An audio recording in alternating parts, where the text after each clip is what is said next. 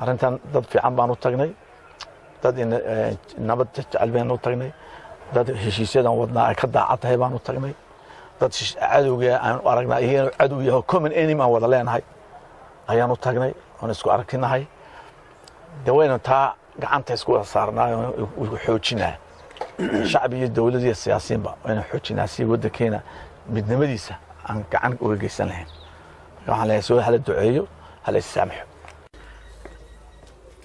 waddan aan jaarnahay anu waxaan u arkaa inaan waddankaasi weli aan waddan ahayn waddan weli qabyo ah yahay madaxweynahaas waxaan arkaa inuu madaxweyne aan si madaxweynahiisa loo soo doorto loo dooran doorasho jajab oo la yidhaha in daaragta u bixiyeen dad ban ahaynoo suuqa dadka laga soo reeyaa weeye hortina qaar baa saa loo dooran jiray laakiin waxaan jecelahay insha allahu tacaala inuu ilaahay subxaanahu ku guuleeyo annaga arrintayadana kolba suu noola yimaado macaan iyo qaraar baan waan leenahay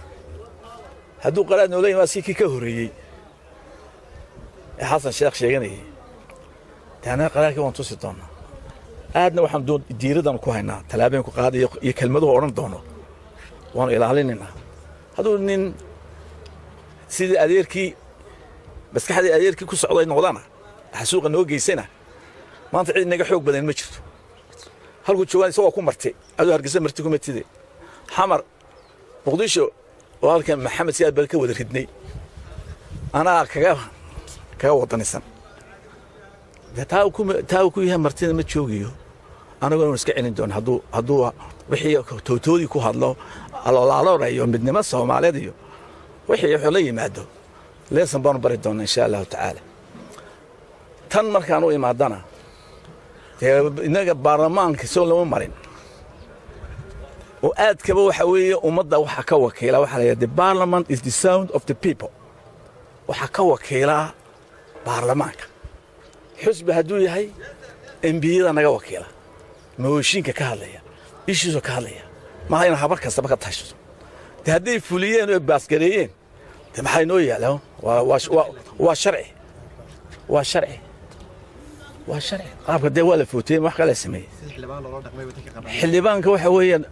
order and order ee jiraado madaawinta South Africa maanta South Africa madaxweyne qudbadaynayay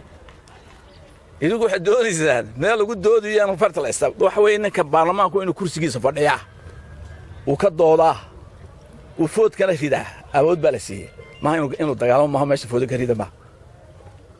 xasanad baa leeso ma xasanad waxa weeye laakiin hadda dee meesha buu ka sameeyay xaq baa loo waan taariikhdeynaya Saleebaan si raganimo uu hogaamiyay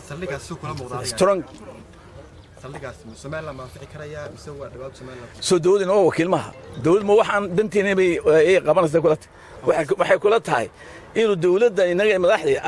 anagu gala jecel badan dalkeena ay u dhaartay ee xilka la saaray islaanta ninka qaad aqalkaaga tootooda waa aqal badan kula tahay garin waxa saldhigay baa yaa ila aqalka ka hadal alo man joogo war xid lahaan hadaan joogo madaxweynaha